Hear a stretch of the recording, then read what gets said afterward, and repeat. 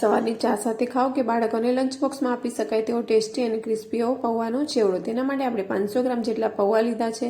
હવે આપણે તેલ ગરમ કરી લેવાનું છે. તેમાં આપણે શિંગદાણાને, દાળિયાની દાળને, કાજુ અને આપણે મીઠા લીમડાને સરસ એકદમ ક્રિસ્પી થાય ત્યાં સુધી તળી લેવાના છે. સાથે સાથે આપણે ધાણા અને મરચાંને પણ એકદમ ક્રિસ્પી થાય ત્યાં સુધી તળી લેવાના છે. બધું જ એક પ્લેટમાં કાઢી લેવાનું છે. હવે તે જ તેલમાં આપણે બધા જ પૌવાને પણ સરસ ક્રિસ્પી થાય ત્યાં સુધી તળી લેવાના છે. પછી આપણે તેને એક પ્લેટમાં કાઢી લેવાનું છે. એક મસાલો તૈયાર કરીશું. તેમાં ધાણા, વરિયાળી, જીરું, મરી, આમચૂર પાવડર, ચાટ મસાલો, હળદર, મીઠું, સંચળ અને ખાંડ લેવાનું છે અને સરસ રીતે ગ્રાઇન્ડ કરી લેવાનું છે.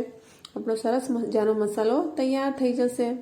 હવે તે જ મિક્સર જારમાં ધાણા અને મરચાંને પણ ક્રશ કરી લેવાના છે. આપણે બધા જ તળેલા ઇન્ગ્રીડિયન્ટ્સને મિક્સ કરી લેવાનું છે. બનાવેલો મસાલો સ્પ્રિંકલ કરીશું. એક વઘારે 2 ચમચી તેલ લઈ અને ગ્રીન પેસ્ટને સાતડીને તે પણ ચેવડામાં એડ કરી દેવાનું. સરસ રીતે મિક્સ કરી લેવાનું. સરસ મજાનો ગ્રીન પૌવા ચેવડો તૈયાર છે.